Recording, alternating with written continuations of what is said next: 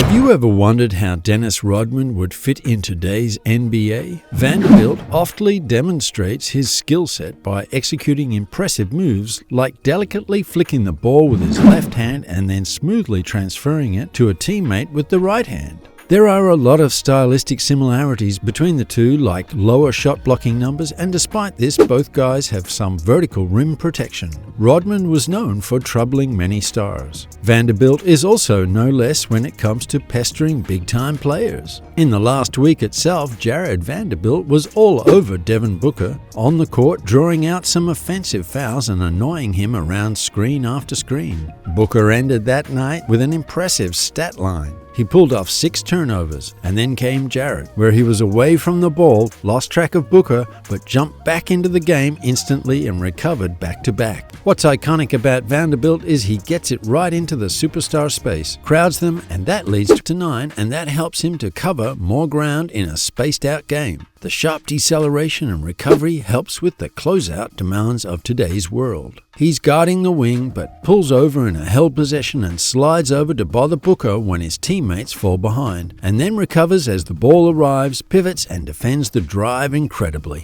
Now compare the situation to Rodman's era, where there's less ground to cover and fewer changes in direction. Looking forward today, it's not about banging in the post anymore, but instead Vanderbilt uses his length to cover passing lanes, and he has that ability to take coast to coast all by himself. The thing is, it's no longer feasible for players to roam near the basket hunting for rebounds without any other action involved. Non-shooting players can hang out in the dunker spot and there are no rebounds to be had there, but they could not circle around into driving lanes and completely lose up spacing while not even hitting screens. Now, another option is to set the screen and some of today's best rebounders to clean up the mess rather than to just carve out position in a crowd and out-tip defenders to the ball. Vanderbilt doesn't set nearly as many ball screens as the big man, so his rebounds mostly come from a point when he crashes as a shot goes up on these players. His timings and aim for the ball will remind you of the Rodman reading,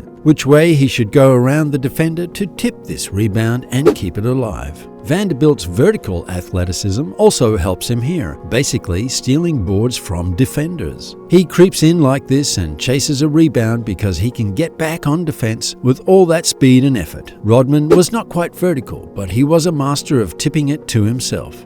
As we know, not every cut results in easy points, but Vanderbilt's cutting game still remains a significant part of his scoring strategy. Moreover, he has developed some impressive passing skills over the time. He has some incredible passing skills, particularly when it comes to dribbling, and this is important to note that passing was a highly underrated skill of Rodman's, and while Vanderbilt may not match his level as an extra passer, he still showcases glimpses of exceptional passing ability. That was all for today. Thank you for joining us. Stay tuned for more updates on your favorite NBA stars. We'll be back with yet another interesting story. Bye.